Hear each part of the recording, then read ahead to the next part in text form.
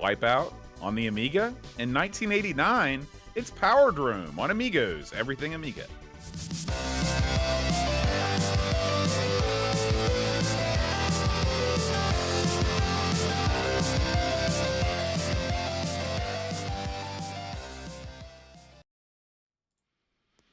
Hi, everybody. Welcome to Amigos. I'm John.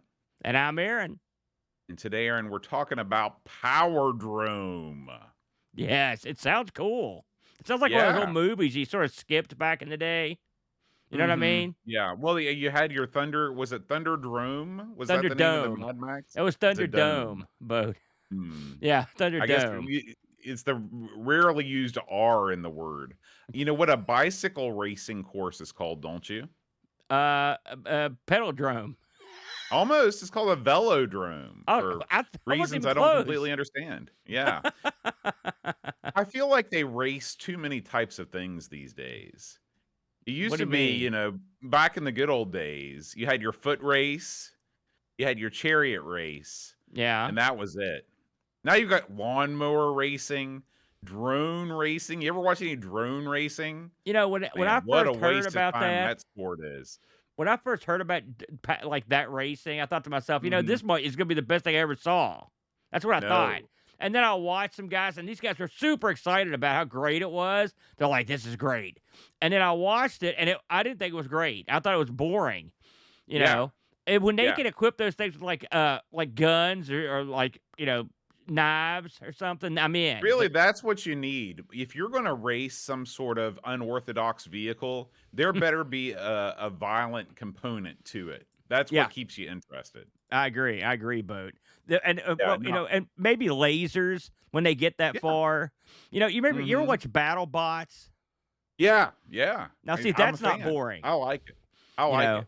and they've got And the Battle thing Bots about that have BattleBots drones. too, You know, the thing about BattleBots is that they were like, okay, we're gonna have these two robots get in there and destroy each other.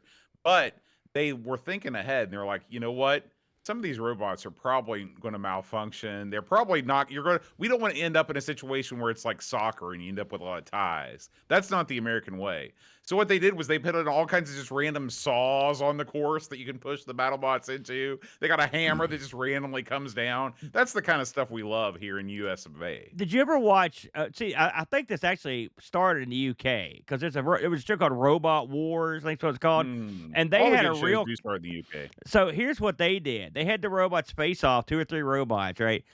But they also had the house robots, and the house robots were like the size of like a small cow, and they would have Yeah, like giant sledgehammers and flamethrowers, like they were massive. And so if you got right. caught by one of those, they would and at the end of the match, if you lost, they would just come out and just destroy the remnants of your bot. They were so See, hate filled. I that's hated great. that. I was so horrible, But yeah, they're naming them in the chat: Matilda, Sir Kill a Lot. All these. They were brutal, but I mean, it wasn't boring. They need that in drone racing. They just have What instead of a drone, just have a guy with a bow and arrow. Just spring. what's the thing they have at the tractor pools that looks like Godzilla? You know, Truckosaurus, Truckzilla. They got a bunch Truckosaurus, of yeah. They need to bring him to the BattleBot scene. You know, he yeah. Well, I breathes mean, that's sort of fire. what they had. They did have a guy that would eat your bot. They were I love brutal. it. It was great. I love it. So that's what we need, a happy medium somewhere in there.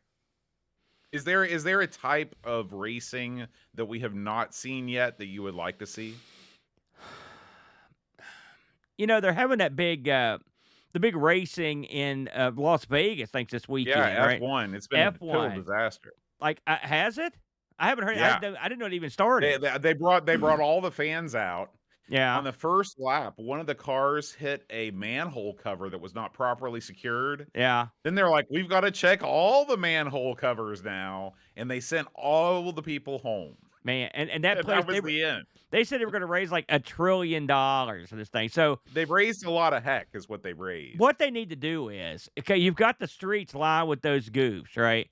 Mhm. You ever played Carmageddon? That's what we're No, looking that for. sounds like a Xbox One game. Or No, it's the an old original. PC game. But what you do Oh, is okay. you race a bunch of other killer cars, and you can win Mhm. one of 3 ways. You can win by Is just this winning. the game with Sweet Tooth? No, that's a different game. But Okay. Carmageddon, you can win by winning the race, like laps, and it's sort of like the F1. or you could kill all the other racers, right? Or you could kill every watcher, every bystander. You can just run them over, Really? Oh And my so, god. so let's think of I don't know how you would do it. Like we don't have to necessarily kill people, but Is maybe this a just put some. graphically violent game? Well, and see, in the UK, they changed the blood from red to green, so they were zombies you were running over. See, it's the illusion Um, was complete with that. But I right. wouldn't mind seeing something like that from like afar. Like Death Mhm, Race. I wouldn't mind seeing that. I mhm. don't necessarily want to see people get killed. The thing you were talking about, as the bum points out, was the Twisted Metal series. A Twisted Metal. That goofier, was a PlayStation game. yeah, it's a goofier, lamer attempt at what Carmageddon got right the first time, in my humble opinion. Although people love Twisted Metal, so there you Mhm. go. But Well, yeah, let's leave Twisted Metal and talk about Powerdrome. mm.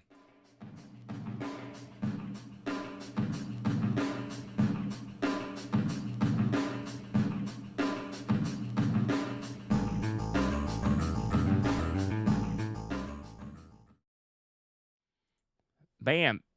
Tell the story of that theme, Bo. That was interesting to me. So, I started playing this game, and like many people, I believe, they start playing it without the documentation. And I was getting nowhere fast. I was, in your words, I was sucking hind tit. Well, And so, good use of the instead lingo. of continuing to do that, I decided to move over to the computer to look up the docs. Yeah. And I let the game just sort of roll. I was at the title screen, and I'm looking up the documentation. I'm reading. I'm like, okay, I'm going to try this. And all of a sudden, I hear bow, bang, bang, bow, and I was like, holy cow, what is that?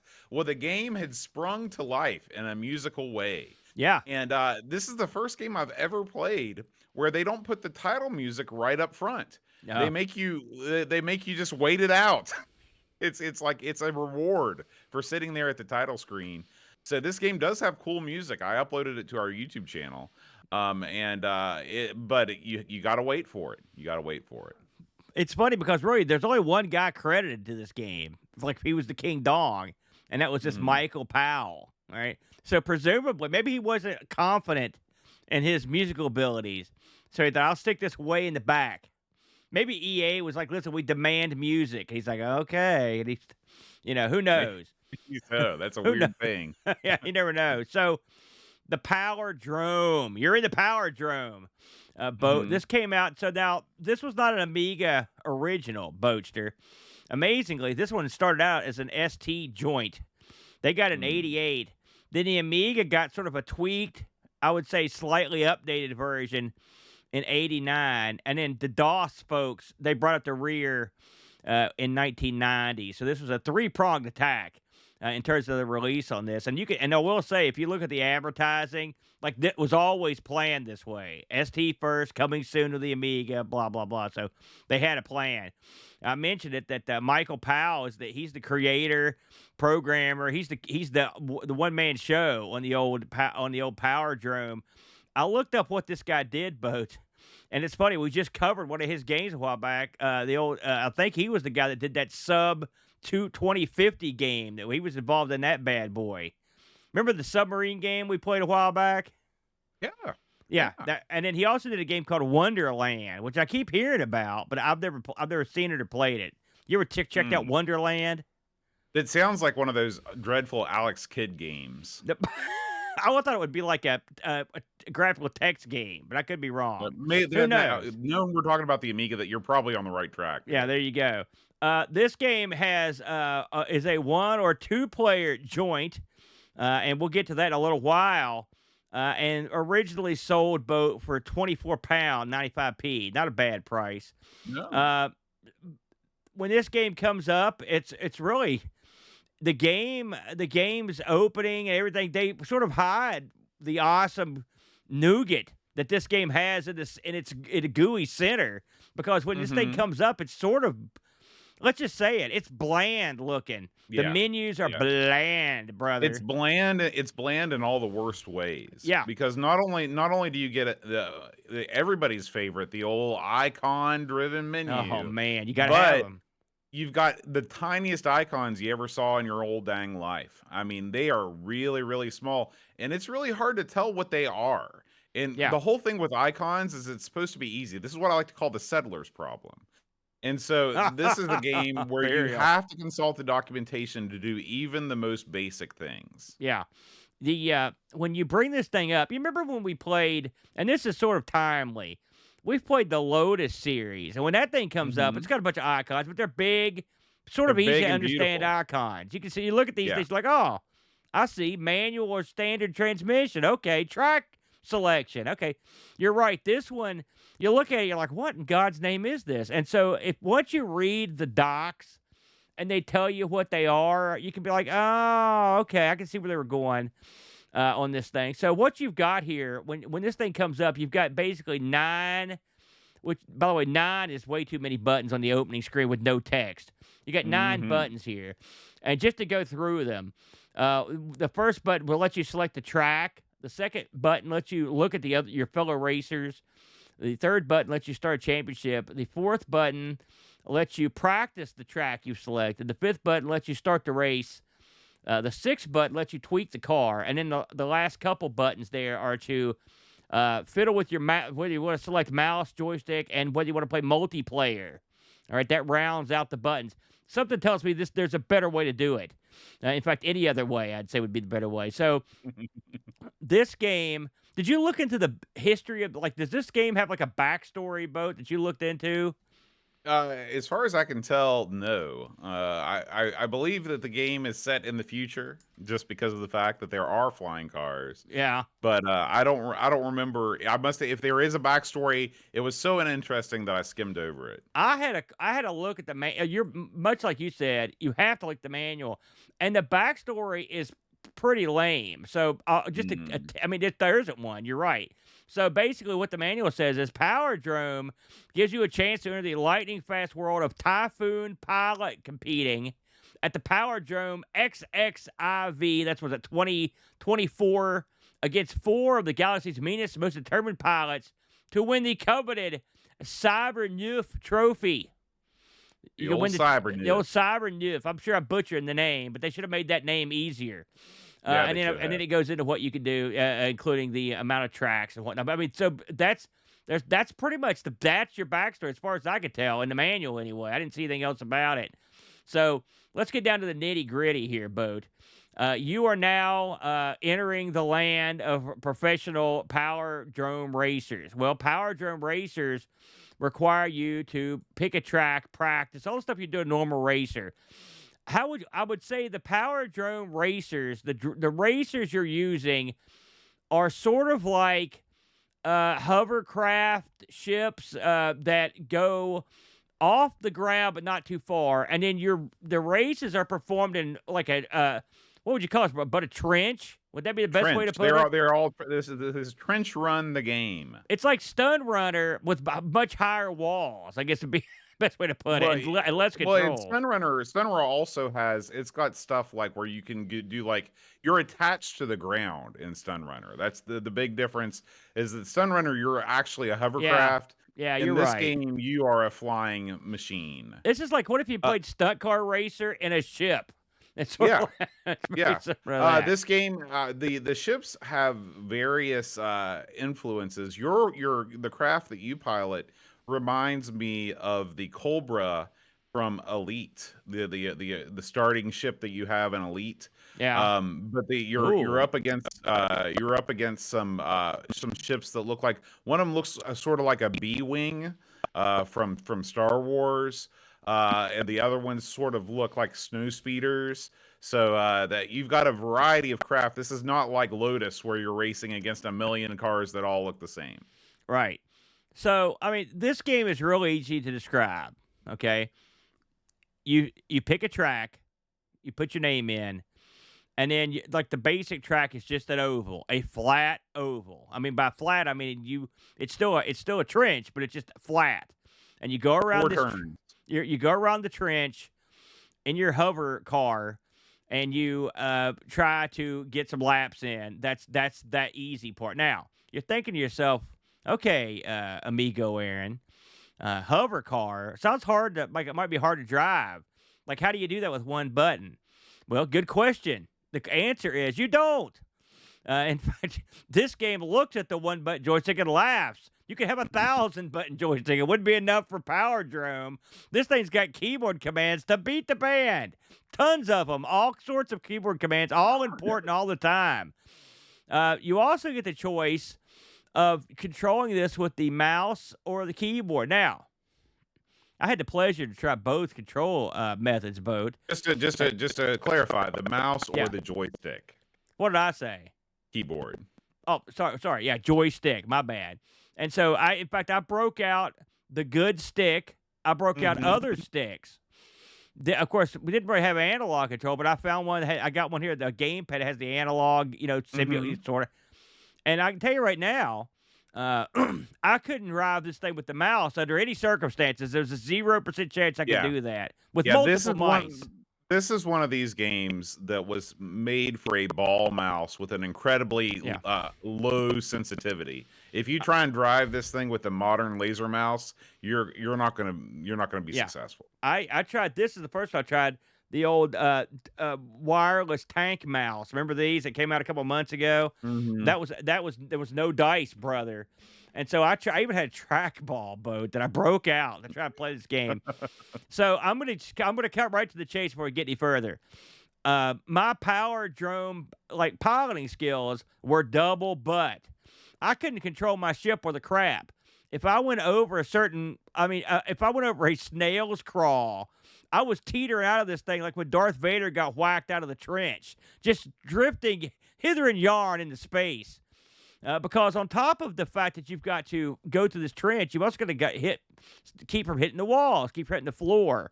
Now, they do have some assist in that department via keyboard command that will basically keep you at a certain level. But I would say the difficulty in this game, the game itself is the control. Would you concur? You have to master the controls to be able to be successful at the game, yes. How was your luck, Bode? Well, you have to play this game in a certain way. This is not a casual racing game. This is not Super Mario Kart.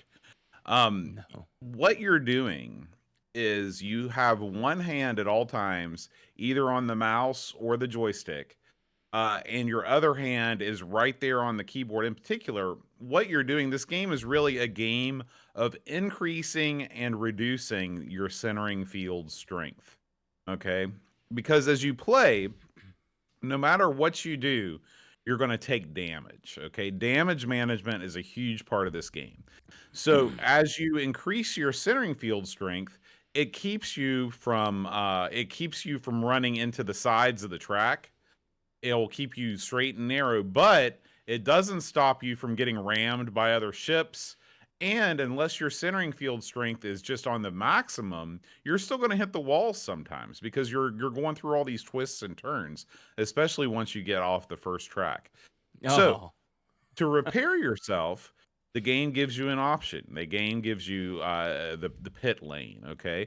And unlike a lot of racing games, this pit lane is easy to hit. It's easy to see.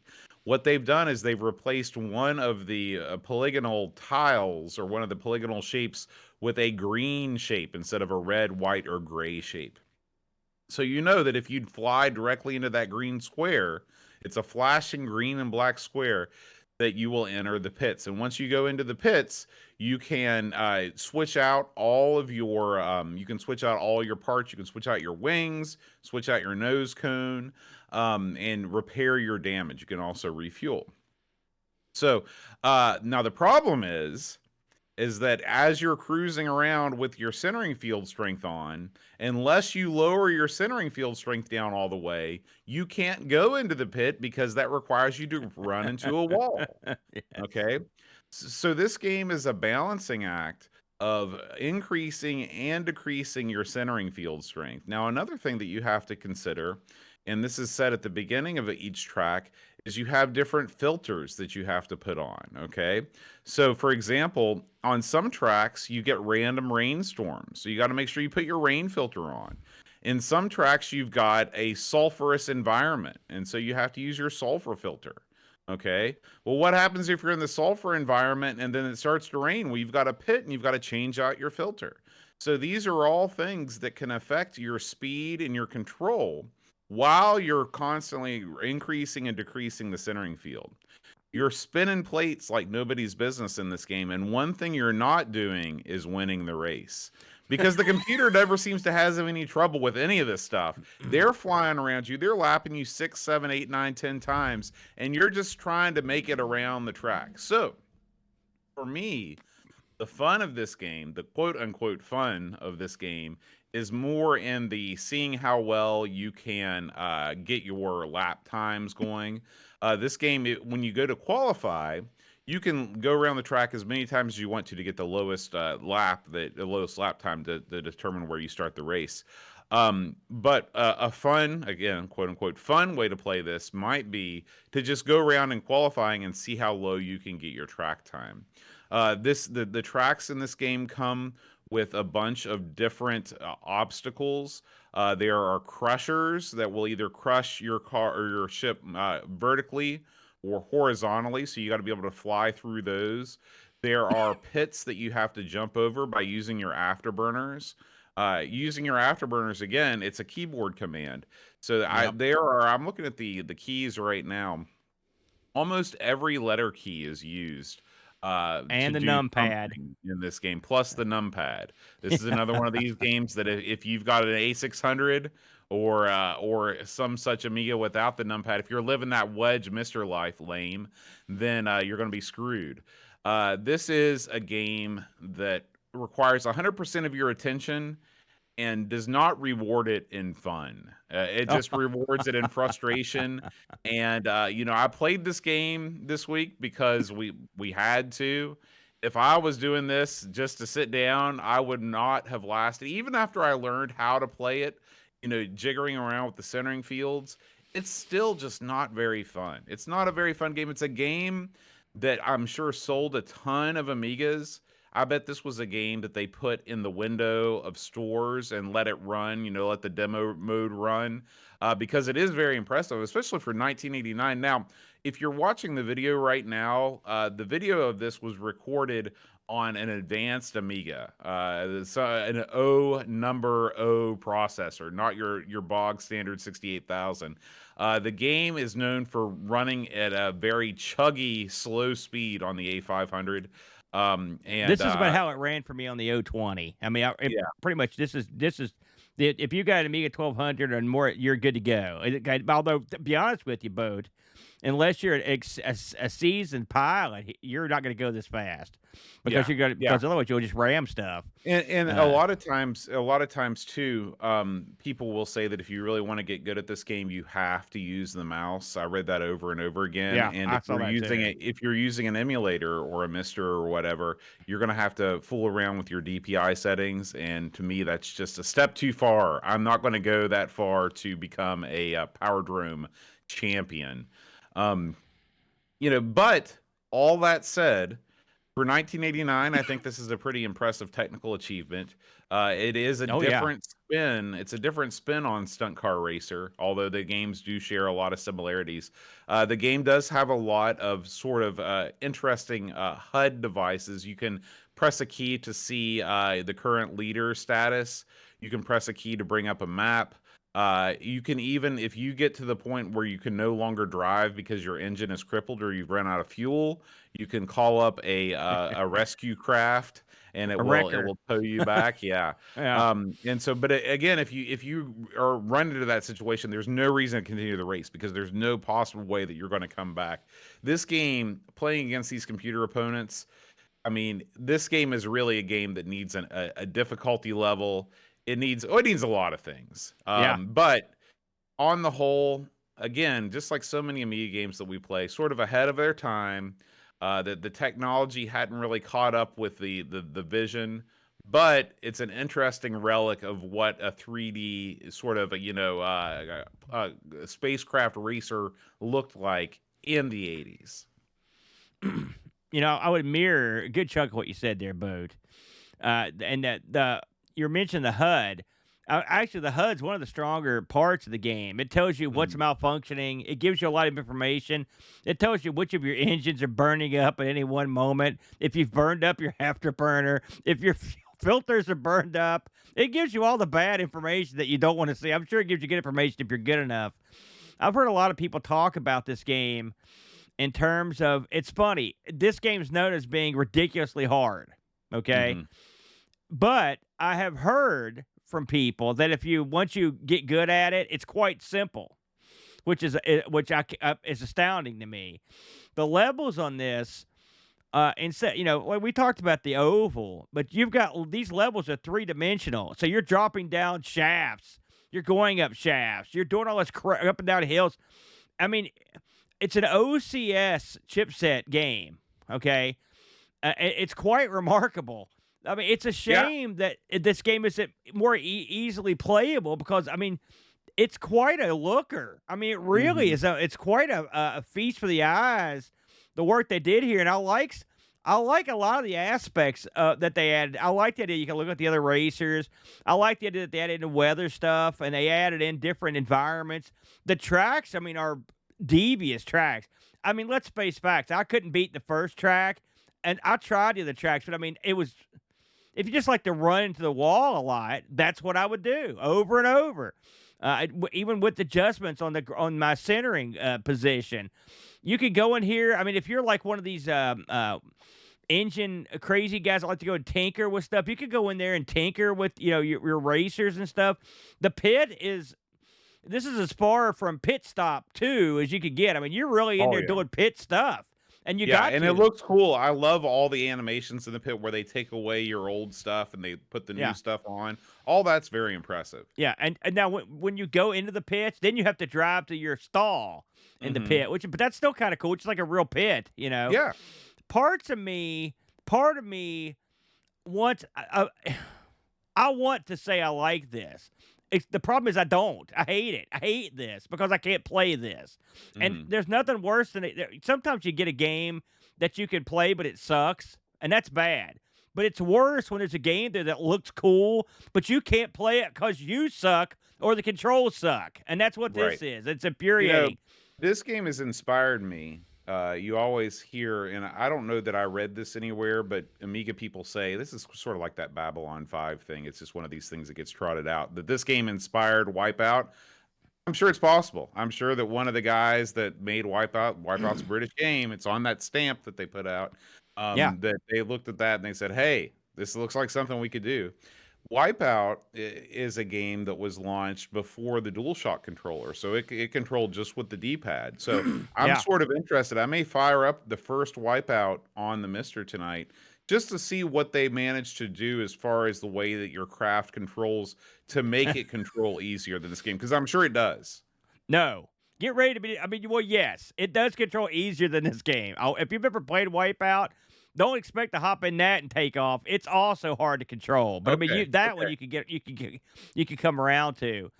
We should mention, Boat, and this is what really kicks me in the digital groin here, is that this game supports null modem multiplayer. Okay, now that's pretty good, but it supports serial null modem multiplayer over different systems. This is Just another like one you can hook an ST up to. Now the Amiga has one extra map than the ST, but you can hook an ST up, and I presume I read it was across all platforms. So presumably you could also hook up a PC. Your mileage may vary. Who wants to do that? But you could hook up your ST to this and have like a stunt car racer style battle if you would like. But of course, that might be a bad spectator sport. That's if you're both equally bad at this. If me and Boat played this together, both computers would just explode because they wouldn't want to be involved in that. But it is neat that they put that in, Boat. Yeah, and this is something. This is again. Sometimes the fun in something like that is just the fact that it works. You hook them up and you're like, "Oh man, you see me, I see you too." And there's a joy to be had in that. I looked in the manual because I read this, but I had to go and look for myself. And if you look in the back of the manual, it does show you how to build the cable. So I mean, it will. Mhm. Even if That's you don't cool. have one, you could build one. So that's kind of neat. I like it when Mhm. guys add that kind of. And it looks like the. I mean, there's a big button on the front screen for it, so it looks like it wouldn't be that difficult to get going. I mean, Mhm. heck, I played no modem on the Coco, so I'm sure the Amiga could pull it off quite nicely. I mentioned this had a DOS port. I had a look at the both ports just to see how they looked, and surprise, surprise, they're identical. They're very Well, the similar. DOS version is running a lot smoother, like 20 Yeah, the frames DOS faster. version, well, it would. It came out a year later, A year is not that long, though. well, it came out 2 years later. You got to think though, the Amiga version was based on the ST version. I'm pretty sure they probably rewrote this from the ground up for the Probably PC. so. Probably so. But I mean, they didn't change the graphically. They look. I mean, if you look at the control panels, they And look again, very whenever similar. whenever we're looking at this DOS footage, we have no idea what's going on under the hood either. So Right. this could be the Yeah. super Yeah. mega Yeah. DOS machine of death. Yeah. Well, if this would have been a DOS machine of 1990, so you could have had a pretty decent machine. I'm talking about what the average person would have had. You Mhm. know, it would have been. And we've talked about this. There's a tipping point. I believe we even pictured the. I remember the game we looked at. There was a game we played that we're like, okay, this is where it tipped over. I don't remember what it was. That cyberpunky game we played. I can't remember the name of it. Anyway, final thoughts on this thing. I wish I was better at it, but I'm not, and it wasn't fun. It's sad that I have to agree with both super negative opinion of this, but mine's also negative. When I started playing this at first, I was so excited the way it looked, but it just frustrated me to no end. If you have a good mouse that you think can do the job, mouse is the way to go. But joystick, I had all sorts of trouble. This is a game Yeah. that really would an analog control would be the way to go. And what you Uh, really need too is a joystick that you can sit flat on a table. You're not gonna do the ergo thing with this one. You gotta have a command controller, something that the tack to, something that you can stick, preferably with those suction cups to your table, because that your left hand is gonna be keyboarding it up 100% of the time. that's a let's take a step back for a second, Boat. Pretend this game is just that engine that draws the canyon you go through. Why are we adding? You've got this incredible graphical feature, okay? Why are we making me? You've got to hit the keyboard just to start your car. Like, Oh, who yeah. thought that was a That's good idea? I'm glad you mentioned that because that's awful. That's one of the worst things about this game. When you unlock can you imagine in a real race, if part of the Yeah. race was once the light goes green, everybody has to start their engine? I mean, horrible. And the computer again never has a problem. They jump out of there like a house on fire, and immediately sink to the bottom of the screen. You're hitting that E key. You finally go, you hear the Yeah. thing turn over, and then you take off. It's already over. Well, yeah, and something else. It's just getting back to my original thought. You've got this a very sharp engine. You Mhm. could have done anything with this boat. You could have had just a motorbike going out through here and having it jump stuff. You could have made a stunt car racer type game where you're where you're racing down a canyon. You could have done any number of things. You could have even done it like flying ships like you did. Just made it more like an arcadey centric game. But they didn't do that. This is where going simulator, big mistake. This was a huge mistake. They should have kept it light and fluffy. That's the way we like it. This was too much tacked on. Get this, Boat. You may have read this, but I was surprised by it. They remade this game for the PlayStation 2 and the Xbox in 2004. It was called Powerdrome, 2 words this time. Then they made Mhm. a PC Windows version in 2005. And it was done by Argonaut Sheffield. Remember Argonaut Studios? Oh, This is Argonaut wild Sheffield. stomping grounds. Argonaut, by the way, they also did one of the games we looked at a couple weeks ago on ARG Presents that was a dud. So they were hit and miss, brother. Mm. But I hear that guess what? The console versions of this, they take out a lot of the simulation parts and just make it more arcadey. Bam! Hey, they took Good your advice. idea. Yeah. Yeah, real good idea. We got some magazine reviews before we get to the Discord on this boat. First of all, the Lemon people gave this a 6.53. Don't have a problem with that score, frankly. The magazines were mostly in line with Amiga Computing giving this or Amiga Format giving this a 92 as probably the highest score, and then your low score that I see here was CU Commodore gave it a 77. So Mm. somewhere in the high C, low B, that middle in the 80s there. Average magazine score 84. I think that's a little. I mean, again, this was a looker, and this is probably one. And you mentioned this, Boat, and this was very astute of you.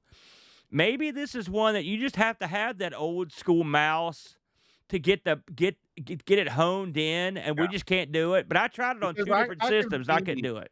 you get so much when you're using the mouse, of course, you get so much greater fidelity with the controls. You're moving in all the directions. It's an analog sort of feel. I can Yeah. see somebody really coming to grips with the control scheme and becoming good at this. Obviously, we're watching this guy play, and he's all right. So yeah, this is one. This is just one of those games. It doesn't do well bridging that emulation chasm. Did anybody on Um, the Discord have the guts to try this one, Boat? Indeed, indeed. David Hearn Ryder writes, "Hey, Wipeout, Daddy's home. I had a lot of fun with this one in the 80s. The novel blend of futuristic hover racing and F1 style hitting the sweet spot. The centering field to anchor your Typhoon was necessary and an excellent game mechanic, helping you get to grips with the twitchy controls. Yes, the mouse is best to steer, but keep the swear jar close until you've sunk some time into the game. The atmosphere gimmick becomes a chore quickly, but other elements like pit stops, boost, and fuel type add a neat strategic element to this racer. Some of the tracks are devious, with dark tunnels, jumps, big drops, and Jibber Jibber the Crusher. Don't be fooled by those track maps. Apart from the first one, they're harder than they look. While not as accessible as the more grounded stunt car racer, at least you've got a few rivals to beat and race, and they are not easy beats. Ahead of its time, Powerdrome remains a classic racer. 7.5 out of 10 methane filters." Very well written.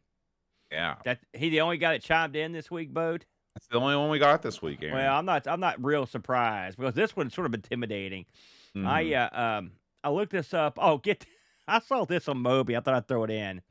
The release of the game was delayed a few months because Michael Powell had a serious driving accident with his motorcycle. So Oh, clearly did not have his gravity thing turned on at the time when that happened. But yeah. thankfully he recovered. I looked this up on the eBay. I saw a couple of these going. One they had $100 of best offer. I saw one completed box for 99. I saw a budget version, a little bit cheaper, $18, and I saw one of these sold for 40 big bucks, Boat. So someone out there somewhere wanted it.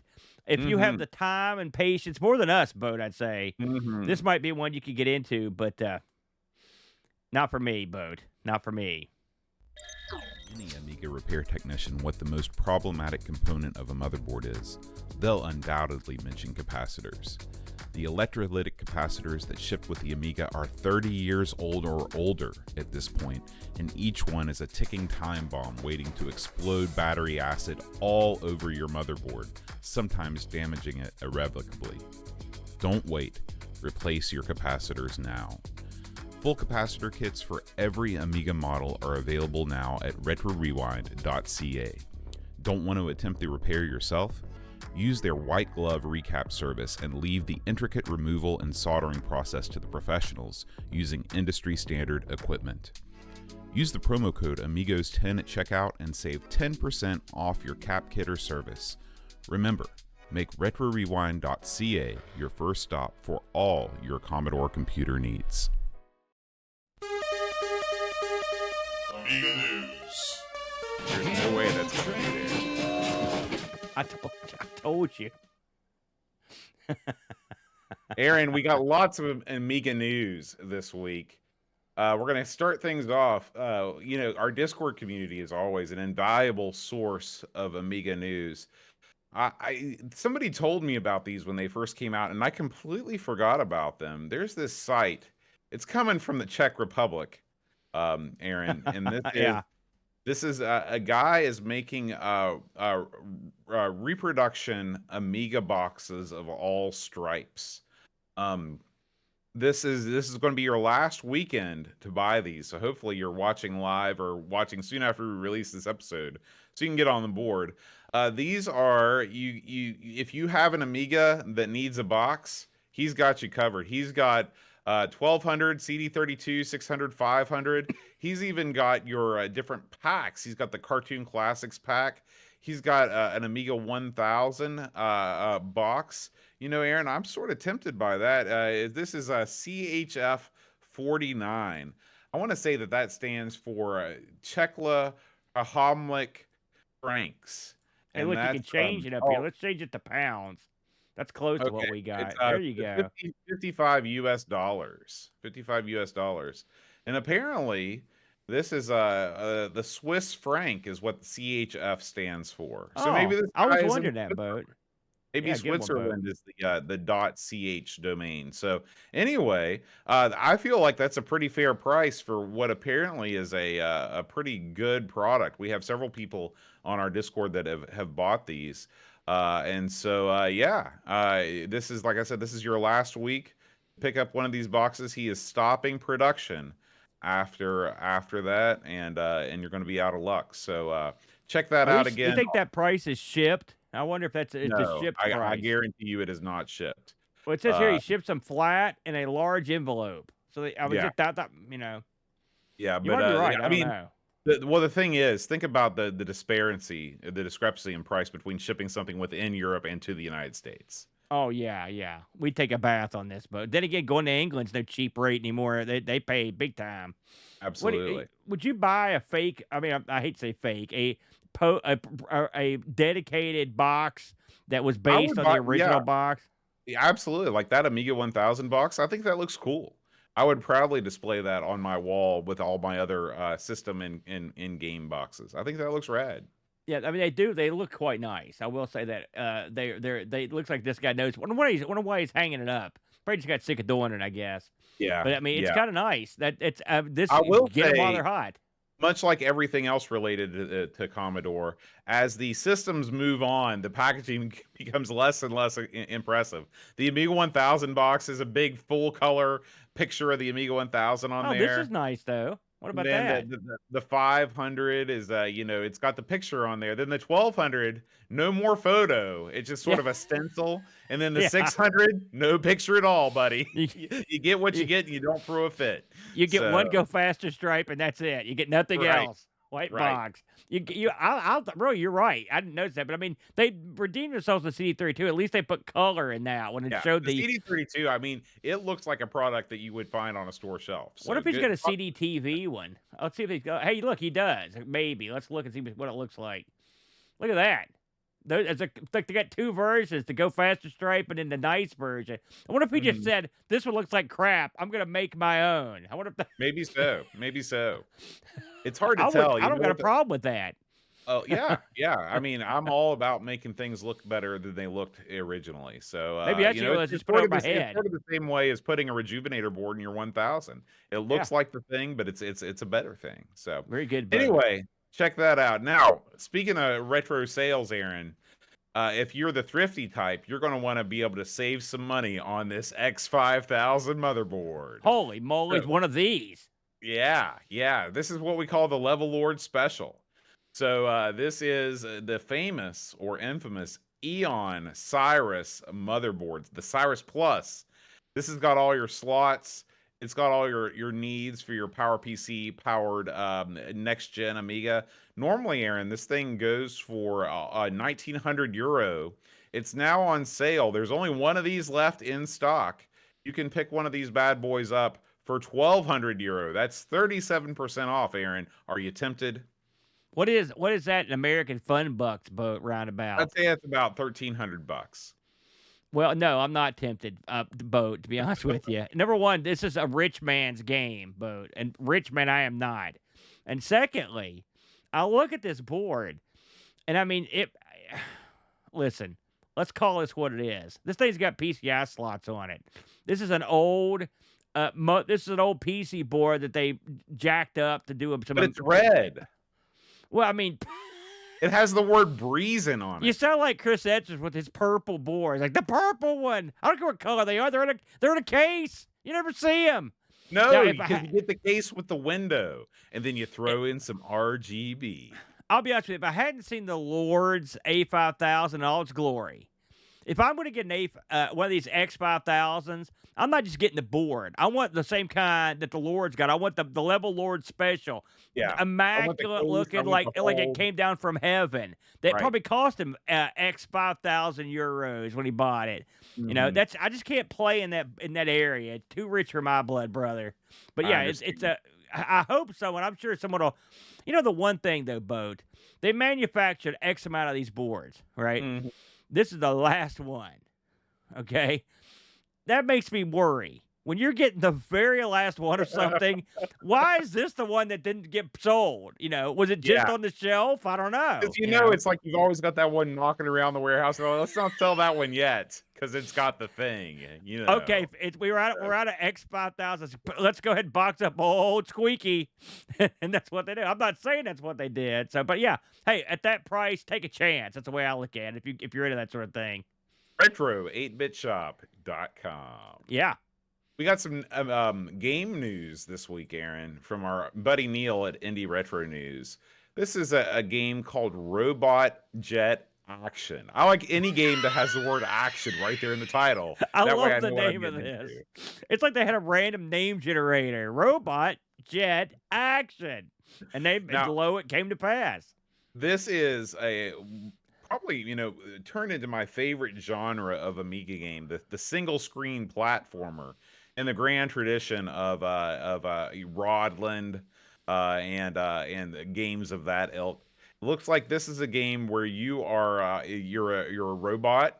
You have a jetpack, and you are collecting some shinies and avoiding bouncing eyeballs in robots. So if that sort of thing sounds like your cup of tea, this is based off a C64 port. You can download that right now, I believe. Actually, no, I'm sorry. It is not yet. It's an early it is- development. Yeah, Yeah. proof of concept video from Saberman. You can check it out. But I'm sure this thing will be coming out. It was released for the C64 in 2022. And like I said, I welcome more single screen platforming games. Let me tell you something. I'm a sucker for the old jetpack. All right. I like jetpack. Me too. I like Hero. I like that crap. Yep. So I see this guy bebopping around with the jetpack. That makes me care. So I'm down. It's done in Blitz Basic. I'm down with that. So yeah, this looks like it could be a winner. Hopefully they'll actually put this out. We may have to try the Commodore version of this to kind of get our feet wet, Boat, before we get into it fully. Now, Aaron, I want to ask you about this because I know that on ARG Presents, you guys have covered a lot of C64 games over the years. This is an Amiga demo of one of the C64 games, L'Abbey des Morts, otherwise known as Abbeys of the Dead. This does ring a bell, Boat, if I'm honest. I didn't know. You can't remember if you've played this one or not? Well, There was have to one give me. C64 game that you guys loved. You were gushing over, and I couldn't remember if it was this or if it was something else. I'm gonna between the Cammy's thing and all the new stuff I've tried, it's hard for me to remember because my brain's old and feeble. But the name of this rings a bell. It does look. It looks like a C64 title, doesn't it? I mean, Well, this is a game that reminds me a lot of the Addams Family in a good way. This has got your named room. In fact, I mean, this is pretty much a dead ringer for this kind of a game. You've got your named rooms. It is a flip screen scroller, so it's like the ST version of the Addams Family. But you're going through lots of different environments. Lots of colorful enemies. This thing seems to have shed its sort of purple slime of the C64 color palette when it's made the move over to the Amiga. I am all in pretty favor brown to me, of this Boat. thing coming out. Oh, see, you're a monk. You're wearing the brown robe. You gotta be brown.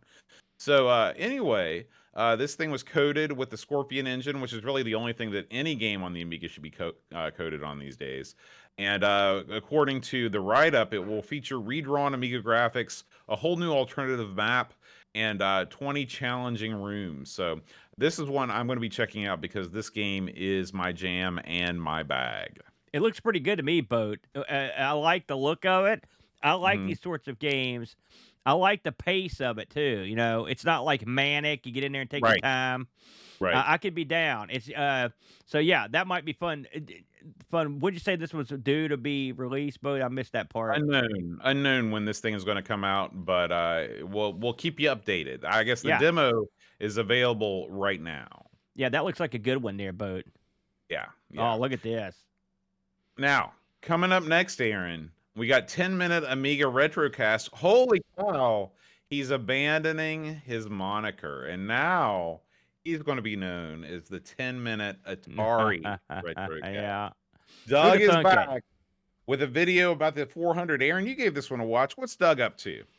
Well, he's playing with. He goes over. He goes over the history of Atari 8-bits a little bit here. You know, and then he opens up the Atari and starts playing. It's funny. He mentions that when he got this in the mail, he stuck a cartridge in it, plugged it in, you know, and then turned it on, and he was like, "Man, this thing's not working. It's broke," you know. And then as he gets through this, he's like, "Oh yeah, you got to close the lid, the old lid." Oh, I've well, been that's down that interesting. road before. I had no idea. I've never used a 400. I know you've owned several as part of that mother load that you got. I do have, I believe, a 400 up on the shelf here. You know, hey, listen, these computers were leagues ahead of the others back in the I mean, Oh yeah, they were good buried computers. the cocoa deep beneath the earth. Well, no, I don't agree with Yeah. that. But I mean, they Come did on. some things much better, and they also had that really nice. What was that SCO port or whoever on the side? It was like the guy that designed that went on to do the USB standard. So I mean, he was a real trooper when it Yeah. came to that stuff. But hey, we believe they both call it are the Atari fans. Yeah. And this is fun to see Doug get in here and mess around with the 400. Is the 400 the King Dong of the Atari 8-bit line? God, no. No. It's not even the Jester Dong. Yeah. But it'll get you through the night a lot of times. It'll play a lot of stuff. And Well, I here's the think thing: if you're not concerned with typing, then the 400 will give you millions of years of enjoyment, because as long as you didn't get one of the very early 8K versions, which the RAM is actually easily upgradable in these machines too, then it's going to run 90% of what's out there. And then you put the FujiNet in this thing, get ready to go. yeah, let me ask you, Boat, and you may not know this, but I'll ask anyway. What was the ceiling on the memory upgrades on these older ones? Do you know? Was 8 as high as you could go? No. I think the 400 and the 800 could both go up to 64K. And the 1200 XL, how far could you take that one? That was your baby. It came with 64K, but Uh-huh. as far as I know, it definitely does not have easily upgradable RAM. Did the XL, the 800 XL come with 64K as well? Yeah, they're all 64K. Yeah, and really, until you get to the XE line. I think the XE line doubled the RAM there. They're like the 130 XE might have had 128. the one thing you get when you buy one of these, first of all, if you're at home listening or you're watching with us, if you haven't taken a look at the 8-bit line, you know you owe it to yourself to do it, because Well, there's first a of lot all, of if you're an Amiga fan at all, the father of the Amiga computer was the Atari 800. Jay Miner designed the Atari 800, and then he designed the Amiga. So it's Right. the direct successor, not the C64. But take all that out. Let's just say you're just a guy want to play some games. You're going to see some unique titles on the 8-bit Atari that you're not going to see in other places, and you're going to see titles that you see in other places with a different slant. Doug also mentions how good the sound is on this, which is right. The Atari had a great sound chip in it, and it's a fun machine. You know, you can go out and get you some cartridges for it. Doug puts it over. I'd say he didn't bury it, Bo. I was quite Good. pleased to see him put it over. And it should be put over. It's a good machine. He buried the ST, don't get me wrong, but he did put this over. So if you want to watch Doug out of his comfort zone, he also takes it apart, has a look inside. So it's fun. I enjoyed it quite a bit, Boat. Now, Aaron, our final video, again, not necessarily an Amiga video, but something pertinent to the world of a retro gaming and retro computing. The big news this week is that the Atari 2600 Plus has been released, and it's out there in the hands of the faithful. So Dan Wood put together this really, really nice looking unboxing video. I have not watched this. You made me aware of this right before we filmed. Aaron, you want to walk us through a little bit of this? Well, this week, everyone on YouTube that does any retro coverage is talking about the 2600 plus here, whatever it is, the new. And by the way, Dan, I like Dan. He hasn't done it much here recently, but he says he's back in this video. And Dan got a review copy, which is what you're looking at here. That he's talking about the difference in the box. The review copy has an awesome box that includes everything. The actual thing you get isn't all this stuff. And there are what you get with you get one joystick, and you get one game, and which is that 10-in-1 games. And the funny thing is, the cartridge they include with this thing is it has dip switches to set the game, the different games. Boat. It's like an Odyssey. I love it. Yeah. And it won't. The funny thing is, despite the fact that these guys just bought all the Atari forum and stuff, this won't work with the Harmony cart. So you have to buy real but it only works with actual Atari cartridges. You have to buy real cartridges for it. That's the gimmick, Bode. But So what is this? It won't work with the Harmony cart, but it will work with old Atari 2600. It's compatible with, say, probably 95% of the Right. Atari. I'm sure the Harmony cart probably has shenanigans going on inside of it. Possibly, but I'm sure they didn't want you to use it. That's why they made it that way. But this thing will work with probably 95% of the 2600 library and almost all of the 7800 library, but it won't work with any of the homebrew on the 7800 from what I read. It works with some of the homebrew on this 2600. It comes with the joystick that comes with it's an actual Atari joystick. Of course, Dan opens this thing up, and what you've got in here, Bode, is it's just a little tiny board that what happens is when you put the cartridge into this thing, it just dumps it and plays it. It's an emulation board, but it does play original cartridges, and your original Atari peripherals will mostly work, including trackballs and whatnot. I got a trackball for the Atari up here. I can hook it up to this thing. It's got HDMI out. It charges with a USB-C. But I mean, it's a no-frill system. It does not have an SD card. It does not have anything that no save state, none of that crap. Nothing. It doesn't have any of that. What you're getting for your $129 or $126 is a modern Atari with an HDMI and one game. They have a pack you can buy that has two of the spinners that we love with a 4-pack cartridge. But here's what sucks about that. It doesn't have Warlords on the four. I mean, how do you not put that on your spinner game? That seems like a misstep. Yeah. It also plays new games. They've made new games for this thing, Bode. But the new games will run on the old machine, so you can actually play, which is kind of cool. And the new games look pretty good, I might add. But it's an interesting looking gimmick. What do you think? Only reason I want to talk about this is just to get your thoughts. So ponder this, if you will, Bode. It's a Atari. It's 20% smaller than the original 4 switch. You get an HDMI out. It plugs with USB. It works with most of your original cartridges because it's one joystick. What do you think about this as a deal? Well, here's the thing. At this point, we are 25 years into sort of the era of emulation. Yeah. Okay. So everybody has had the opportunity or has had the ability to play Atari 2600 games on whatever they wanted for the past 25 years. So what Atari is doing here is they're bringing you something that you can't get through emulation, and that is something that you can hold in your hands, a physical object that will both tickle your nostalgia fancy as well as your insatiable desire for more hardware. I think this is a great business move from Atari. I think they made all of the right moves. Making this compatible with old school Atari cartridges was an awesome move because people want that air of authenticity for the machine. This was always the thing. I know that with some of the flashback consoles, there was a hack you could do to make, old consoles work. But what people have always said is they said, give me a way that I can play my old cartridges on my current TV. And this is what they've done. They've done exactly that. And they've done it and nobody else has done it, as far as I know. I know none of the Nintendo systems have a real cartridge gimmick. I don't think any of the Genesis things have a real cartridge gimmick. This is the first one. I The think the way that they Retron 76 did it. Those well, systems that were, these they're are from not Atari. officially licensed Right, systems. right, right. There's a million. I'm talking about things from the company. So I love the fact that they are reissuing paddles and joysticks.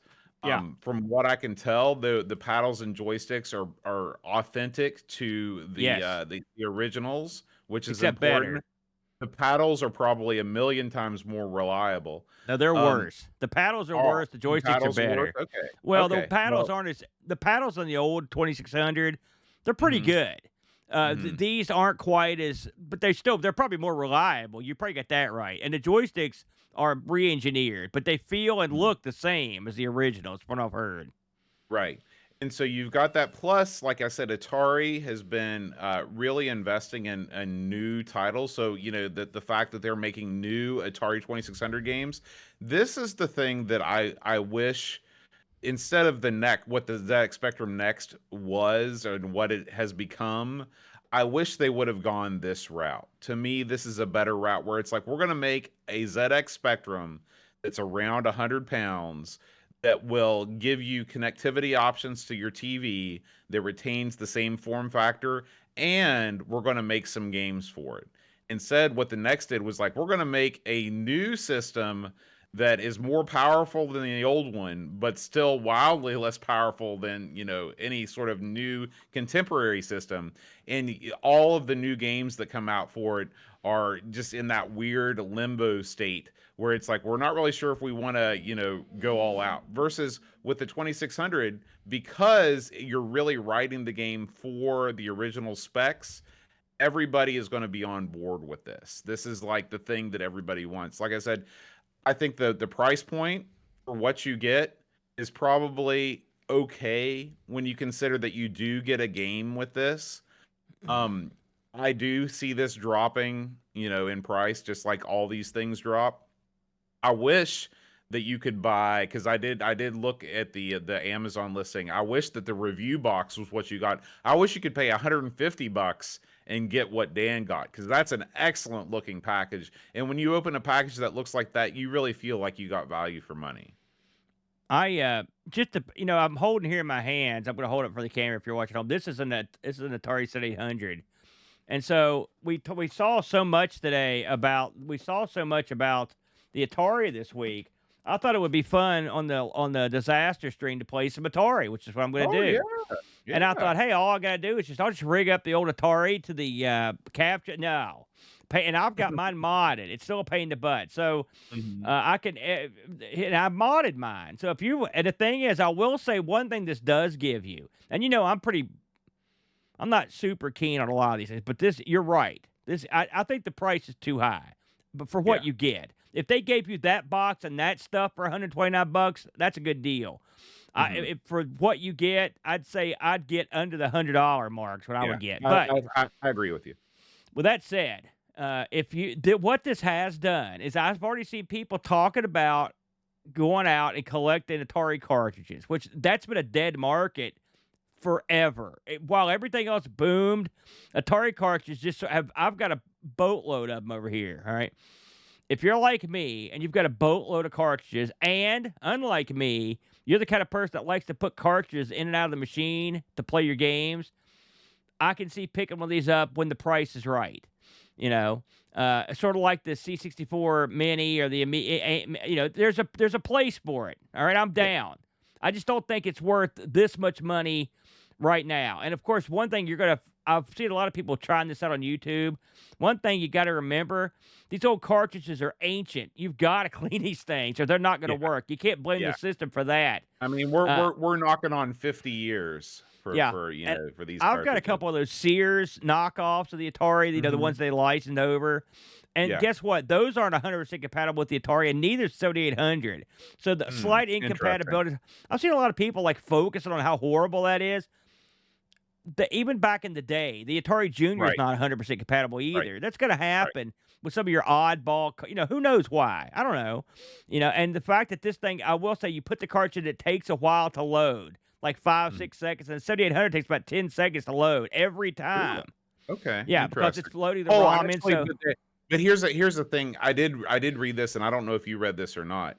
Yeah. But you can get around that because these carts are hot swappable because they're not really loading. So you don't have to take out, you can escape the BIOS and all that stuff just by yanking a cart out and putting another cart in. Yeah, but once you put the card in, it takes the. And I'm not talking about the boot. I'm talking about actually it sucks the ROM up. It takes it a Okay. couple seconds, you know. But I mean, it's not like you here. You watch this right here. He's doing it. Mhm. That's a normal. See, that one didn't work, but it takes. It's not a deal breaker to me, you know. So I thought it was interesting. The dip switch thing, gutsy. I wouldn't have Mhm. expected that. I'll be honest with you. That is a gutsy maneuver. You know, Yeah, a and lot of they also mentioned the joystick, the cords are too short, and that's one thing. The old cords are pretty long, so they shortened. And also, you don't get a power supply for your $129. You just get the well, I mean, cord. why do you want that? Why do you need a power supply? I mean, It the hook. charges What do like you mean? USB. So Yeah, but you don't even get like a wall wart. that's what I mean. Yeah, and that's Oh, for I okay. hate that for a Yeah, hundred and some bucks. that's a You misstep. know, That's a you're getting jobbed out. But so that's why I say that's why I think the price is a little much. But there's a market for this. I've heard a lot of people besmirching this, and you know, Atari, they're up and down like a yo-yo. Would I buy Mhm. this? No, but not. I maybe for like $50, I might. But if you're a collector of cartridges and you don't worry about multi-carts or this other stuff, you just want and you or you want to get into collecting them, or you're someone that just wants to play a bunch of old games, this is a good way to do it. They sell cartridges on the sly for this thing too, Boat. Atari has an XP line where they're reissuing old games with new boxes Mhm. and you know new Mhm. carts that work And just fine in I this. think that some of the games also have some additional features. For example, they've reissued Berserk for this, and it will allow you, for example, to fire diagonally, which you couldn't do in the original It 2600 also version. talks. Yeah, it's got And voice samples. and So. it works on the original, which I thought was that's Mhm. crazy. So I don't know Yeah, why they do that. yeah. So I You mean, know, like the fact that they're taking the extra steps to make it work on an original 2600, that's the kind of thing that says, hey, maybe these guys have some amount of integrity. yeah. Well, there you go. You know, while we're on the subject, Boat, we were going to talk about. There was a video that hit this week that had a lot of conjecture as to what was going to be released from the what are they called, Retro Game Unlimited or whatever, the people that did Yeah, the Retro Games A500 Limited. and the Mhm. people that did the C64 Mini, and there was a lot of speculation. Of course, that we know for certain that some certain Amiga full size versions coming out. We announced that last week. There was a lot of conjecture though, due to the name filings that were issued. Someone got in there and looked up what they filed for copyrights on or trademarks, Boat. And among the things that this guy mentioned, and of course this is this guy, so you can take this with a grain of salt, the possibility of a consoleized or a mini version of the ZX Spectrum was mentioned. The possibility of a miniaturized consoleized, sort of like an A500 Mini of the Atari 800, the Atari 8-bit line, which we just talked about. I've also heard it bandied about that the Jaguar was possibly going to be one of the gimmicks. And then the one that is the most mind blowing, which many people say there's a 0% chance, but because they filed for a wacky version of it, I've heard people talking about the possibility of a miniaturized Apple II in the mix. Boat. And an MSX as well. Any thoughts on any of these making the leap forward into mini status? Well, I'm going to take it from the most likely to the least likely. Yes, So that's great. the most likely would be your system with a company that is no longer extant in any meaningful way. So that would be something like your ZX Spectrum. That would be something like your MSX. Yeah, The I ZX agree. Spectrum has had, I think, three different companies had tried their hand at making a small version of this. So I can see that happening. Okay. Yeah. Number 2 on the list is the MSX.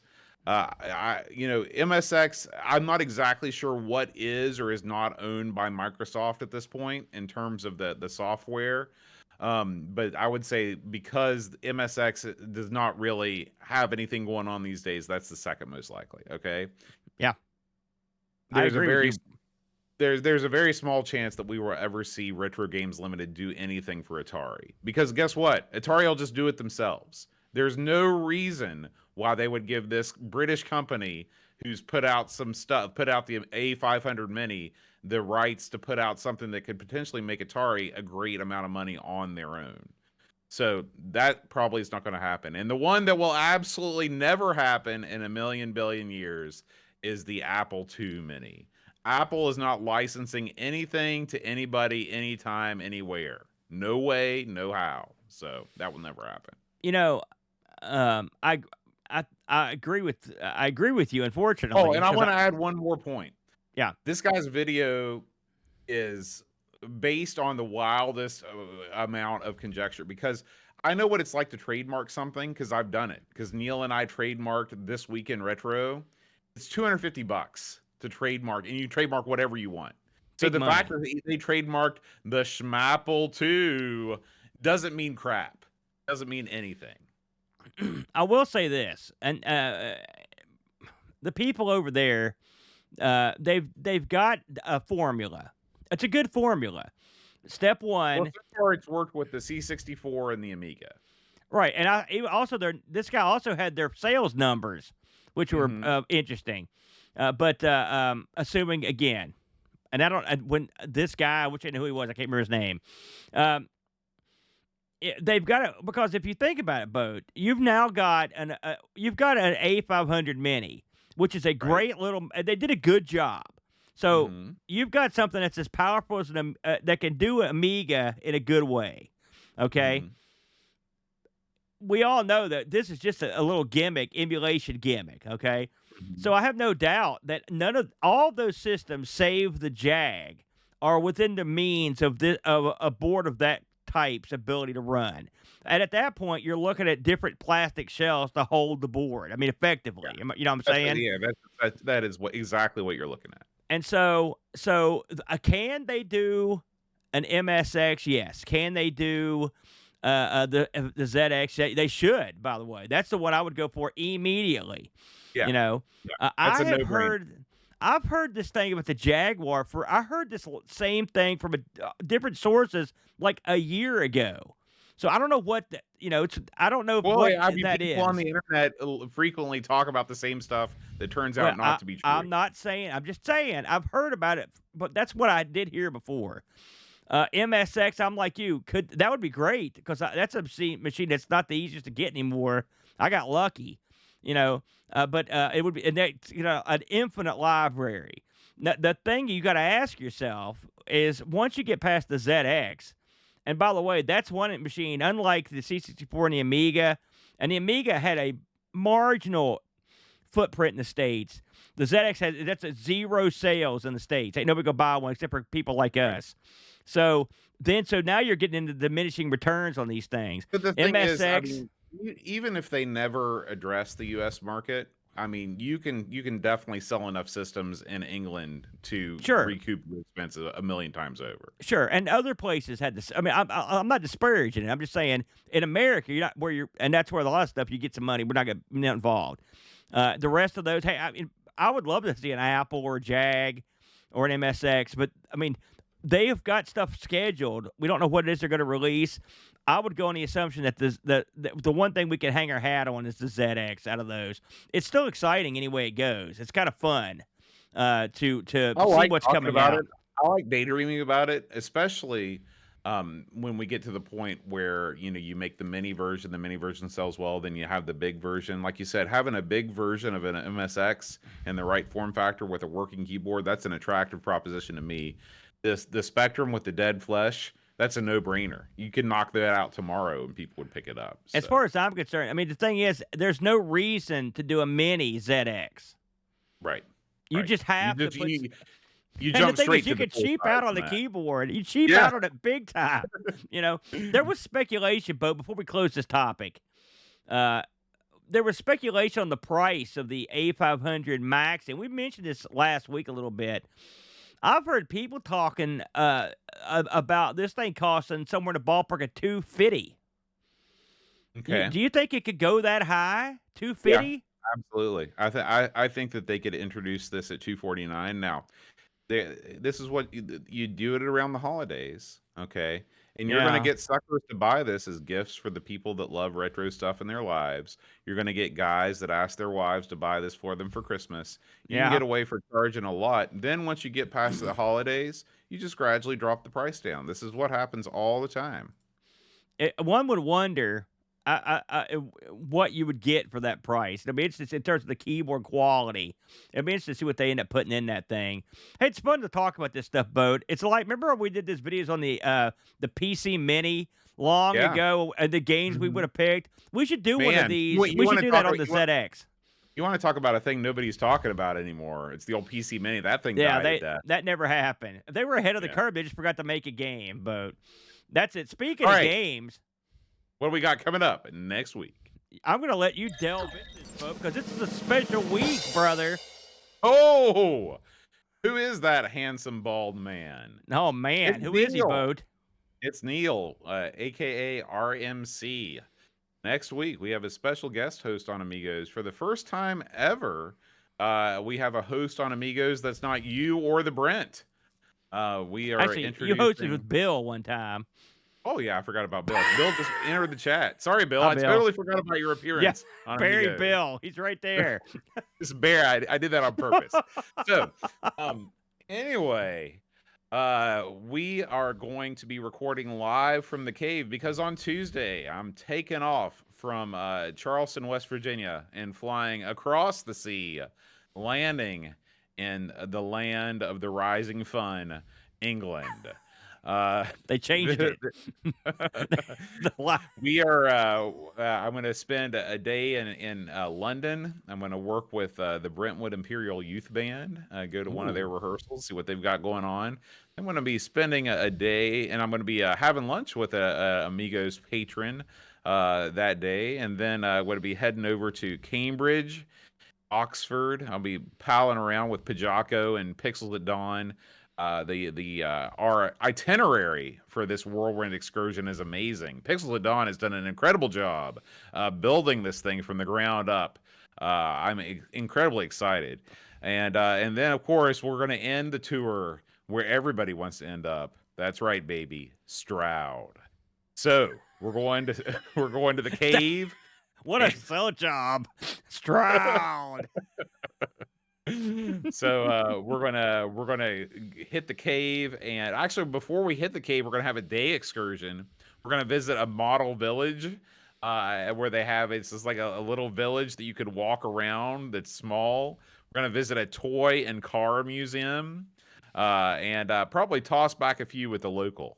So it'll be a great day before the cave day, and then on the cave day that will be even better. On the cave day, we will be recording Amigos. It's a sellout crowd, so if you haven't got your tickets yet, you can tune in. I believe that some or all of the event will be live streamed on RMC's YouTube channel.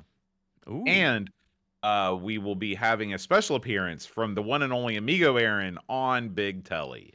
Well, that's less exciting, isn't it? I'm always here, and I'll be at my house. I want to talk about your itinerary real quick. You sent me this itinerary.